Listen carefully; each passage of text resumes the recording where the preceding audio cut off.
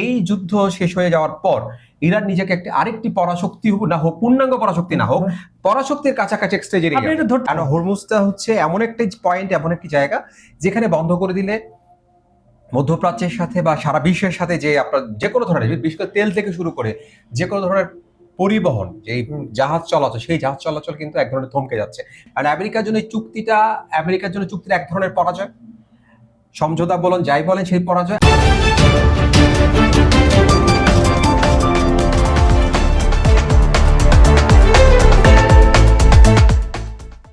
সুপ্রিয় দর্শক, খবর সংযোগ টক শোতে আপনাদের স্বাগতম। কেমন আছেন আপনারা?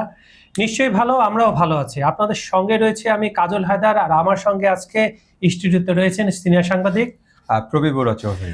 প্রবীর দা, দেশ এবং দেশের বাইরের আমাদের অগণিত দর্শক শ্রোতা এবং আমাদের তরফ থেকে আজকের অনুষ্ঠানে আপনাকে স্বাগত জানাচ্ছি। ধন্যবাদ।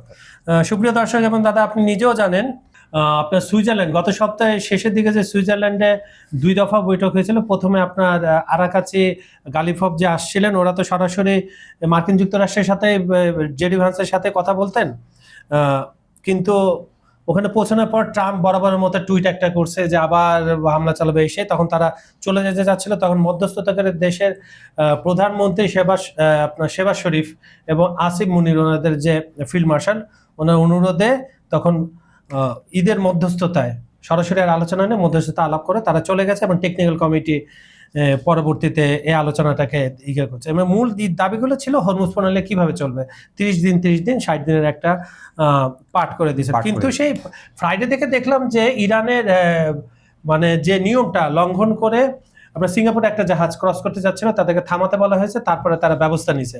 পরবর্তীতে ইরান কিন্তু সেভাবে দায়ভার নেয়নি। ওর পরিপ্রেক্ষিতে দেখলাম যে আপনার ওমান সাগরের আশেপাশে যে ইরানের ড্রোন স্থাপন কেন্দ্র, তারপর ওদের রাডার বিভিন্ন জায়গায় অ্যাটাক করলো।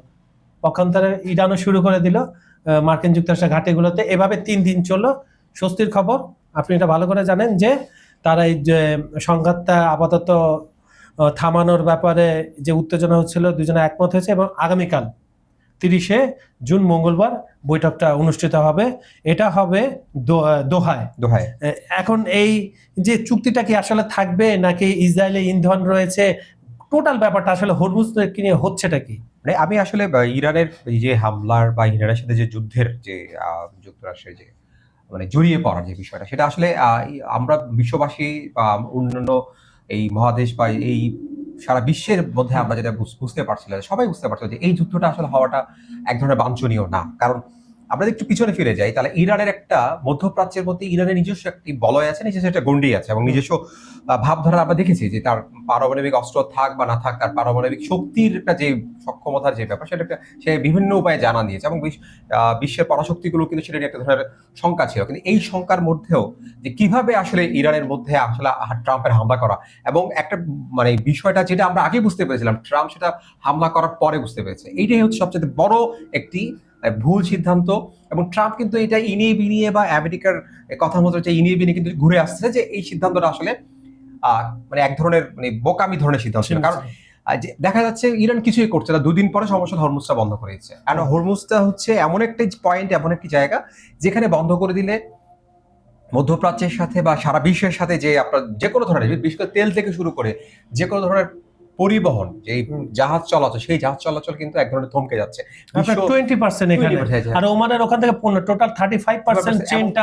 আপনি বিষয় হচ্ছে যে আপনি এমন একটা জায়গায় হামলা করে বসলেন যেটাতে আসলে একটা বিচক্ষণতার যে একটা অভাব ছিল, সেটা কিন্তু এখন পরিষ্কার। তাহলে মিসক্যালকুলেট আপনি বলছেন। এবং কিন্তু এখন সমস্যা হচ্ছে, আপনি প্রশ্ন রাখতে পারেন যে কিভাবে আমেরিকা এখান থেকে ফিরে আসবে বা ইরান কিভাবে এখান থেকে আসলে নিজেকে একটা সুসংহত করবে। আসলে ইরানের যে মেসেজটা এখন বিষয়টা হচ্ছে ওই জায়গায় যে আমেরিকা ওই এখন সমস্যা হচ্ছে গিলতেও পারছে না, আবার ফেলতেও পারছে না। আর আমেরিকার জন্য চুক্তির এক ধরনের পরাজয়, সমঝোতা বলেন যাই বলেন, সেই পরাজয়। আবার আমেরিকার জন্য আবার এটাও না মেনে নিয়ে তার পক্ষে সম্ভব না। কারণ তার এক ভুলের কারণে, তার এক ধরনের এই যে হামলা করা বা জড়িয়ে পড়ার বিষয়ের কারণে তার কিন্তু অনেক ধরনের, তার যে মিত্র শক্তিগুলো আছে, তার যে বন্ধু বান্ধবগুলো আছে, তারা কিন্তু এখন ক্ষতিগ্রস্ত হচ্ছে।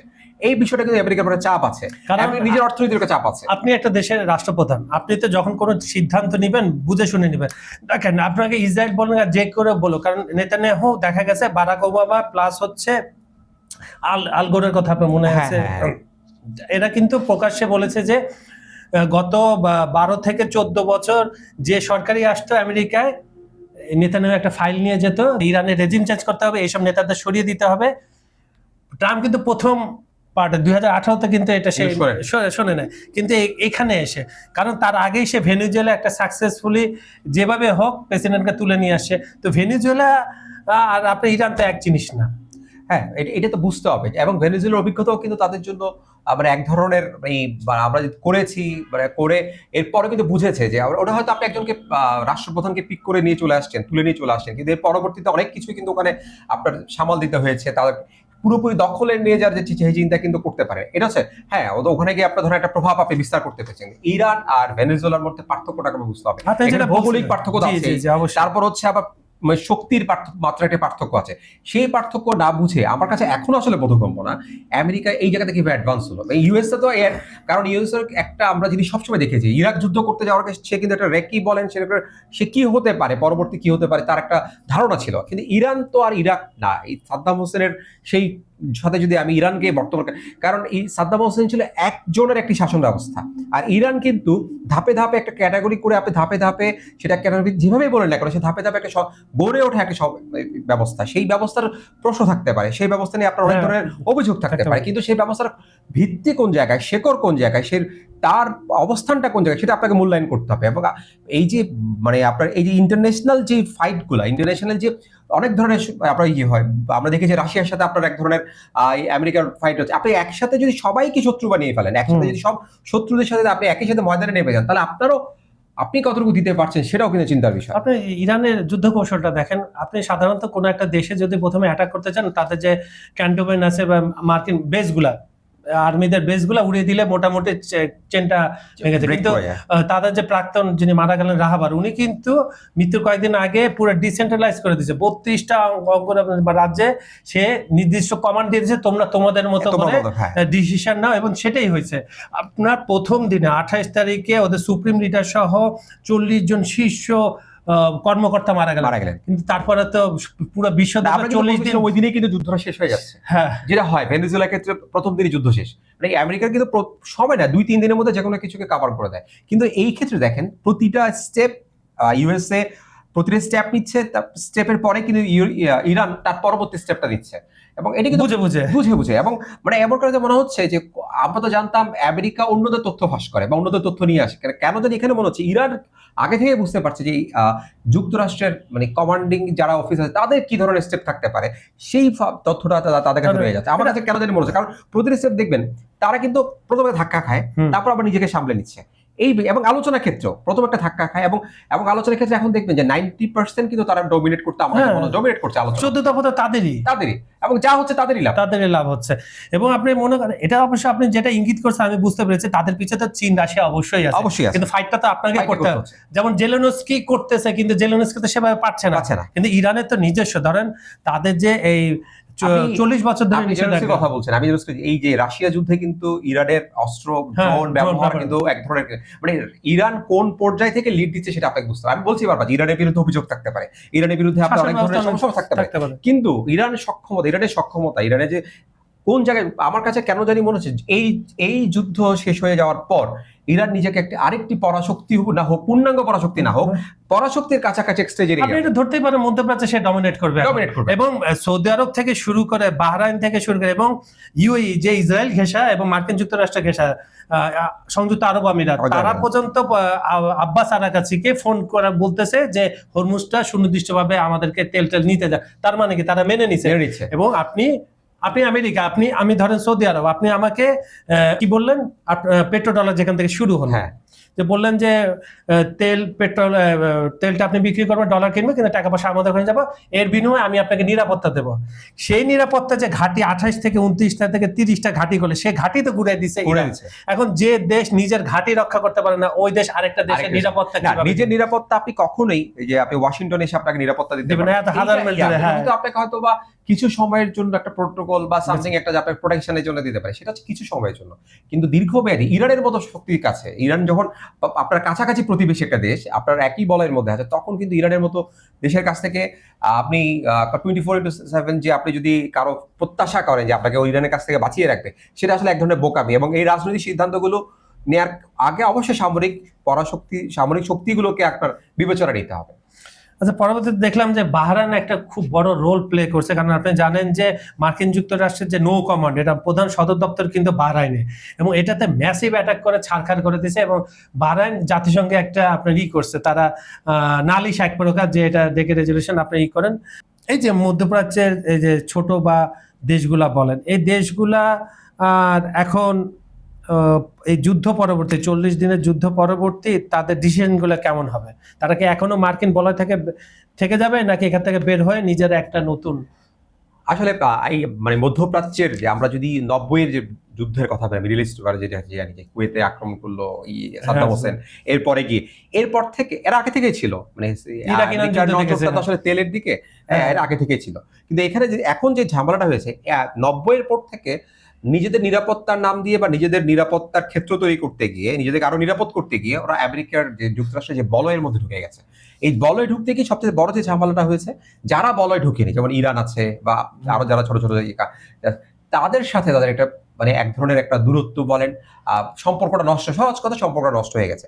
এখন মূলত সমস্যায় পড়বে আসলে এই যে পার্শ্ববর্তী ছোট দেশগুলো, পার্শ্ববর্তী দেশগুলো, ইরানের পার্শ্ববর্তী মধ্যপ্রাচ্যের দেশগুলো আসলে এক ধরনের সমস্যায় পড়বে। কারণ আপনি অলরেডি ইরান কিন্তু সবচেয়ে বড় যে সমস্যা, কেউ যখন ক্ষমতা প্রদর্শন করে ফেলে, মানে পাওয়ার এক্সারসাইজ করে ফেলে, তখন কিন্তু সে তার নিজেকে আগে চাই ফিরতে পারে। ইরানের ক্ষেত্রে এখন সেটা হবে। ইরান স্বাভাবিকভাবে দৃশ্যত দেখবেন এই দেশগুলোর প্রতি এখন থেকে ডমিনেট করবে। আপনি আগে যেটা বলছিলাম যে আমেরিকা আসলে কতদিন এই দেশগুলোকে আসলে শেল্টার দিয়ে যাবে বা আশ্রয় দিয়ে যাবে বা প্রোটেকশন দিয়ে যাবে। বলা যায় যে খাল কেটে কুমির আনছে, মানে হ্যাঁ সবসময় তো থাকবে না। এখন বিষয় হচ্ছে এই জন্য আমাদের এখানে এতে আছে যে সবকিছু বদলানো যায়, প্রতিবেশী বদলানো যায়, আর ইরানের আপনি আমি পাশ্চাত্যের কথা ধরে নিলাম, ইরান খুবই খারাপ, তাদের রেজিম খারাপ, তারা অনেক কিছু করে, যে যুদ্ধে সবচেয়ে বেশি লাভবান হচ্ছে ইরানের টেকনোলজি সারা বিশ্ব দেখছে, ইরানের যে পড়ালেখার স্তর এটা পুরো বিশ্ব জেনে গেছে, ইরানের নারীরা যে ডমিনেট করে। এই যে আপনার মনে করেন F-35 অধরা একটা জঙ্গি বিমান ছিল, সেটাকে ইরানের নারী বিজ্ঞানীদের একটা সস্তা ক্ষেপণাস্ত্র দিয়ে এটা নামিয়ে দিছে একদম। তারা ব্যাখ্যাটা তাদের, আপনি চিন্তা করেন মার্কিন যুক্তরাষ্ট্র ইসরায়েল কি করলো, টার্গেট ইরানের যত স্থাপনা, বিশেষ করে স্কুল, কলেজ, ইউনিভার্সিটি, তারপরে মেডিকেল, এগুলো ভাঙা শুরু করলো। একটা সময় দেখা গেল যে সোশ্যাল মিডিয়া একটা ছবি খুব ভাইরাল হয়েছে, যুদ্ধের মধ্যেও ধ্বংসস্তূপ, মানে কলেজের সামনে একটা স্যার ডেস্কের মধ্যে ল্যাপটপ নিয়ে শিক্ষাটা চালিয়ে যাচ্ছে। তার মানে তারা তো নিজেদের ওই যে নিষেধাজ্ঞা দিয়েছে, তারা নিজেদের স্বনির্ভর হয়ে গেছে। তবে এইটা আপনার এই জিনিসটা কিন্তু আমি জানি এটা গবেষণার রিসার্চের একটা জায়গা, মানে যদি রিসার্চটা করা যায়, মানে এই কাজটা আসলে ইরান এই যে বারবার ধাক্কা খেয়ে ফিরে আসা, এটা আসলে জানি না এই আসলে রিসার্চটা করা সম্ভব কিনা। কিন্তু এইটা যুদ্ধক্ষেত্রে যারা সামরিক বিশ্লেষক বা যারা সামরিক জ্ঞান তাকে যারা করে চর্চা, সেই জায়গায় এটা দেখার বিষয় যে ইরানের ফিরে আসাটা, ইরান দাঁড়িয়ে যাওয়াটা, এই যে আপনি বলছেন সামান্য কিছু নারী বিজ্ঞানীর বা থেকে আপনি এত বড় একটা যুদ্ধ বিমানকে যখন ধরাশায়ী করেন, তখন বুঝতে হয় যে এদের আসলে শেকড়টা অনেক ভেতরে এবং এদের ইনডেপথটা অনেক বেশি। কিন্তু আসলে এই জায়গাটায় আমার কাছে বারবার মনে হচ্ছে যে ইরান আসলে নতুন একটা যুদ্ধ কৌশল তৈরি করেছে, যেটাকে বলে অপোজিশনকে মানে খরচ বাড়িয়ে দাও, ছোট ছোট আরাম করে। এবং একটা পশ্চিমারা তো গত 40 বছর ধরে, যখন থেকে নিষেধাজ্ঞা, শাহ যখন চলে গেল, পালিয়ে গেল, এই ইসলামিক বিপ্লব হলো, তারপর থেকে একটা ন্যারেটিভ সারা বিশ্বের কাছে, আর ওয়েস্টার্ন মিডিয়া তো আপনি জানেন চাকচক্য, তারা ন্যারেটিভ তুলে গেছে যে ইরান নারী স্বাধীনতা নাই, ইরানে শিক্ষা নাই, ইরান জোর জুলুম করে। কিন্তু এই যুদ্ধটা তাদের সাবেক। এখানে আমরা যেটা একটা বড় বিষয় হচ্ছে যে আপনি যখন কোনো শাসক গোষ্ঠীর সাথে দেশের জনগণের ম্যাক্সিমাম জনগণের সম্পর্ক থেকে যায় বা বোঝাপড়া থেকে যায়, তখন আসলে সেটা ভালো না খারাপ সেটা আপনি সেক্ষেত্রে আসলে বাহিরের শক্তি থেকে বোঝা সম্ভব না। কিছুদিন আগে কিন্তু ইরানে অভ্যন্তরীণ আন্দোলন হয়েছে, কিন্তু সেই আন্দোলনকে তারা দমন নিপীড়ন করেছে, অনেক ধরনের অভিযোগ আছে। কিন্তু তাদের কৌশলটা, আমি যে কথা একটু আগে বলি, তাদের এই যে কৌশলটা, আসলে তারা কোন কৌশলে এত বড় মেজরিটিকেও তাদের সাথে গেছে, আবার আরেকটা মেজরিটি তাদের বিপক্ষে আছে, তাদেরকেও তারা ডমিনেট করছে বা দমিয়ে রাখছে, সেই বিষয়গুলো আসলে এখন হয়তো মানে আপনি বের করতে পারছি না। কিন্তু আমি মনে করি সেটা আসলে এক ধরনের মানে পরাশক্তিগুলোর বিপক্ষে দাঁড়িয়ে যাওয়ার যে বিষয়টা বিষয়, হ্যাঁ। সেটা আসলে গবেষণা দাবি রাখে। আপনি বলেন তো, দ্বিতীয় বিশ্বযুদ্ধের পরে কোনো একটা দেশ মার্কিন একটা জাহাজে বেঁধে ইটের টোকা পর্যন্ত দিছে, ফুলের টোকা? সেটা ইরানের মতো দেশ তো দূরের কথা, সেটা রাশিয়া পর্যন্ত, সেটা রুশ থেকে আমরা আশা করেনি। দেখিনি। আচ্ছা, তাদের মধ্যে অনেক দূরত্ব আছে, কিন্তু তারা কখনো কেউ কাউকে কিন্তু অ্যাটাকিং এ যায়। আচ্ছা, তেলের বাজারের কি অবস্থা বলেন? তেলের বাজারে তো আবার খারাপ অবস্থা দেখতেছি এই হরমুজ। আমার কাছে যেটা তেলের বাজার মনে হচ্ছে পুরো বিষয়টা অস্থিরতা। যেমন আমরা তেলের বাজার, শেয়ার বাজার, এগুলো আসলে সবকিছু নির্ভর করে রাজনৈতিক যে পরিস্থিতির আপনার যেদিকে যাবে, বা গোল্ডের বিষয়টা। এই এখন বিষয় হচ্ছে যে মানে আগামী কয়েকটা দিন যেটা হচ্ছে আমার মনে হচ্ছে রানিং উইকস, যে সপ্তাহটার মধ্যে আসলে অনেক কিছু নির্ভর করবে। যেহেতু এখানে আপনার আলোচনা সব চলছে, হরমুজ প্রণালীর ভবিষ্যৎ নির্ভর করছে, মধ্যপ্রাচ্যের আরব আমিরাত কি কোন নিয়েতে যায়। আবার তেলের বাজারে দেখছি আমরা একটা জিনিস, যে ওখানে আবার 2-3 জন সরে যাওয়া চিন্তা করছে, হ্যাঁ, এগুলো অনেক অলরেডি সরে গেছে। এই বিষয়গুলো আসলে অনেকগুলো অস্থিরতা তেলের বাজারে ঘিরে। শুধু আমি তেলের বাজার বলবো না, আসলে ওয়ার্ল্ড ইকোনমির যে বিষয়গুলো, শেয়ার বাজার থেকে শেয়ার বাজার শুরু করে প্রত্যেকটা অস্থিরতা, এটা তো প্রতিদিনের এই রেশিওটাই তো ওঠানামা এবং করে। আমার কাছে মনে হয় সবচেয়ে এই বিষয়টা, আমরা আগের প্রসঙ্গের সাথে এটা মিলাতে যাই, এই বিষয়টা হচ্ছে যে আমেরিকার জন্য আসলে এটা এখন টেনশনের একটা বিষয়, চিন্তার বিষয়। কারণ সে তার একটা সমস্যার কারণে এখন এই সমস্যা চারদিকে ছড়িয়ে যাচ্ছে, রিলেটেড হয়ে যেত, ঝামেলা হচ্ছে ওই জায়গায়। আচ্ছা, আমরা ছোট্ট করে একটু বলেন যে ইসরায়েল থেকে যুক্তরাষ্ট্র কিন্তু সৌদি আরব ও কাতার, এখন ইসরায়েল তো মোটামুটি মার্কিন যুক্তরাষ্ট্রেরই সমরাস্ত্র কিনে, এবং আমরা দেখেছি যে ট্রাম্পের সাথে একটা সম্পর্ক খারাপ হয়ে গেছে, নেতানিয়াহু জেডি ভ্যান্সও ঝাড়িয়ে দিচ্ছে, তারপরে সিদ্ধান্ত করে। 2 মিনিট আপনি বলেন। না, এটা হচ্ছে ইসরায়েল থেকে অস্ত্র কেনার। ইসরায়েল তো আসলে আমরা জানি যে খুবই শক্তিধর, অস্ত্র দিক থেকে খুবই শক্তিধর একটা, সে বানিয়ে হোক বা সে কি থেকে আমেরিকা সহযোগিতা নিয়ে। এখন একটু এই বিষয়টা এই জন্য যে সৌদি আরব বা কাতারের বিষয়টা, আসলে সৌদি আরব কাতার এখানে কিছুটা নিজেদেরকে রেস্ট্রিকশনে, হয়তো ভিতরে সম্পর্ক থাকতে পারে, কিন্তু কূটনৈতিক বা সামরিক বা প্রতিরক্ষা এইসব ক্ষেত্রে কিছুটা রেস্ট্রিকশনে, মানে সরাসরি হয়তো ইসরায়েলের সাথে সম্পর্কে যেত না, কিন্তু এই বা গেলেও সেটা হয়তো খুব সীমিত আকারে বা যেতে। কিন্তু এইবার দেখা যাচ্ছে যে আসলে তাদের এই দুটা দেশের এক ধরনের মানে এটাকে আসলে তারা ভয় থেকে করছেন, বা কোনো ধরনের নিরাপত্তাহীনতা থেকে তারা আসলে ইসরায়েলের সাথে যুক্ত হতে চাচ্ছেন, এটা আসলে মানে আমার কাছে আসলে একটু প্রশ্ন সামনে রাখছে, যে হয়তো সময় বলে দেবে। কারণ ইসরায়েলের সাথে সৌদি আরবের এই মুভটা কিছুটা তো অবশ্যই আমরা বুঝতে পারি, যে এখানে আমেরিকার একটা পরামর্শ বলেন বা একটা তাগাদা বলেন, যেটাই বলেন না কেন, সেখানে অবশ্যই আমেরিকার একটা তাগাদা আছে। বাট এইটা কিন্তু মানে এইসব বিষয় না খুব নড়াচড়া করে। কারণ হচ্ছে এই মধ্যপ্রাচ্যের ব্যালেন্স করাটা, মানে যে পররাষ্ট্রনীতির বা এই যে মধ্যপ্রাচ্যের নীতির যে ব্যালেন্সিং, যে কান্ট্রিগুলো দেশগুলোর মধ্যে, সেখানে আসলে এক ধরনের আমার কাছে যেটা মনে হয়, এখানে লাভ ক্ষতির হিসাবটা খুব ইনস্ট্যান্টলি চেঞ্জ হয়ে যাচ্ছে। মানে এখানে কে যার মতো করে চিন্তা করছে, যার ফলে চিন্তাটা আসলে নির্ভর করে, যখন সৌদি আরব চিন্তা করছে ইরানের সাথে কিছু চিন্তা করে, তখন সে চিন্তা করছে আসলে আমি ইসরায়েলের সাথে কি, আবার ভূমিকাটা কি হবে, এই বিষয়গুলো অনেক কিছু নির্ভর করে যায়। আচ্ছা, এটা আমরা দেখবো। আর পবিত্র, আপনি ভালো করে জানেন যে কোনো কিছু তো থেমে থাকে না, বিশ্বকাপ ফুটবল চলছে, এর মাঝে যুদ্ধের দামামা মাঝে, এবং মার্কিন যুক্তরাষ্ট্র, মেক্সিকো এবং কানাডায় যৌথভাবে অনুষ্ঠিত হচ্ছে। তা আজকে থেকে নকআউট পর্ব শুরু, এবং বাংলাদেশ তো জনগণ 2 ভাগে ভাগ হয়ে যায়, এক ব্রাজিল, একটা আর্জেন্টিনা সাপোর্টাররা। সেই ব্রাজিলে আজকে খেলা, এবং মোটামুটি এশিয়ার সবচেয়ে শক্তিশালী দল জাপানের সাথে। কারণ জাপানের ফুটবলটা এখন ইউনিভার্সিটিতে পড়ানো হয়, ওদের যে খেলোয়াড়রা এরা কিন্তু স্টুডেন্ট অফ প্লাস, এবং ওদের সাবজেক্টে থাকে ডিফেন্সিং, অ্যাটাকিং, সবকিছু মিলে। আবার নেইমারের ফিরে আসা, গত ম্যাচে আমরা দেখেছি স্কটল্যান্ডের বিরুদ্ধে শেষ 15 মিনিট খেলেছে, আঞ্চলিক বলছে সে ভালো, তাকে আরো না হবে। নেইমার তো একটা ম্যাচের প্রেডিকশনটা বলেন। আমার ম্যাচের প্রেডিকশন হচ্ছে অবশ্যই একটি এই জাপানকে আসলে আমি যতটুকু মানে আমার বুদ্ধি বয়স থেকে জাপানে যে উঠে যাবে দেখা, সেটা হচ্ছে আমার কাছে যেটা জাপানের ফুটবলটাকে আপনার আসলে আমাদের প্রজন্ম খুব ভালো মতোই অবজার্ভ করেছে, এই বিশ্বের প্রজন্ম। হয়তো আমাদের এখানে ব্রাজিল আর্জেন্টিনার একটা খুব বড় প্রভাব আছে দর্শকদের মধ্যে, ফ্যান্সের মধ্যে, কি হয়তো জাপানের প্রতি আমাদের একটা, যেহেতু রাষ্ট্রীয়ভাবে কিন্তু জাপানের সাথে আমাদের একটা ভালো সম্পর্ক, বন্ধুত্বপূর্ণ সম্পর্ক, আমাদের প্রচুর পরিমাণে ডেভেলপমেন্টের সাথে জাপান জড়িয়ে আছে। কিন্তু জাপানের গতি কিন্তু আমার কাছে খুবই আশ্চর্যজনক। জাপান যে পরিমাণ ডেভেলপ করেছে ফুটবলে গত, এটা কিন্তু তাদের, কিন্তু আমরা জানি যে শারীরিকভাবে কিন্তু জাপানের যে এটা কিন্তু যেই আমরা হাইট বা সেদিক থেকে বলি, প্লেয়ারদের হাইট কিন্তু ইউরোপিয়ান বা আফ্রিকার দেশগুলো, আমেরিকান দেশগুলোর মতো অত বেশি হাইটের দিক থেকে তাদের একটা ঘাটতি রয়েছে। কিন্তু তাদের গতি এবং ডিসিপ্লিন এবং খেলার মাঠে যে তাদের যে প্ল্যানিং, এবং এই যে তাদের যে অ্যাটাকিং যে বিষয়টা, সেই বিষয়টা ইউরোপের যে কোনো টিমকে তারা আসলে চ্যালেঞ্জ করতে পারে। তারা তো আপনার বিশ্ব সেমিফাইনাল পর্যন্ত খেলছে, যে দেখেন দুইটা বিশ্বকাপ আগে যান। হ্যাঁ, এটা হচ্ছে তাদের গতি কিনে আমি আসলেই আশ্চর্য হয়েছি। এবং সত্যি কথা বলতে কি, আজকে আমি একটি গতিময় ফুটবল এবং ব্রাজিলের ফুটবলটাকে আমরা জানি ছন্দের একটা বিষয়।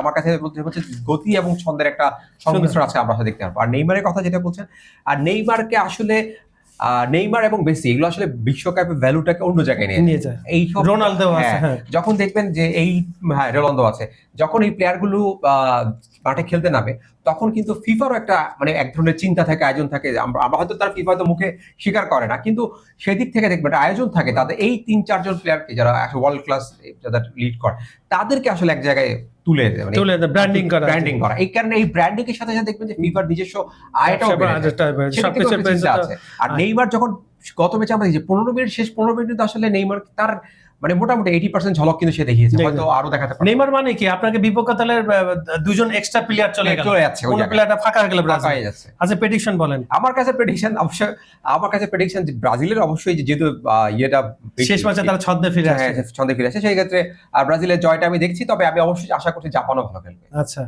আমি প্রেডিকশন করব ইনজুরি টাইমে খেলা যাবে, তারপরে টাই ব্রেকারে নিষ্পত্তি হবে, দেখা যাক কি হয়। তো সুপ্রিয় দর্শক, খবর সুন্দর টক শোর আজকের অনুষ্ঠানটা কেমন লাগলো আমাদেরকে কমেন্টে জানাবেন। আমাদের ভিডিওগুলো সম্পূর্ণ দেখে লাইক, কমেন্ট ও শেয়ার করবেন।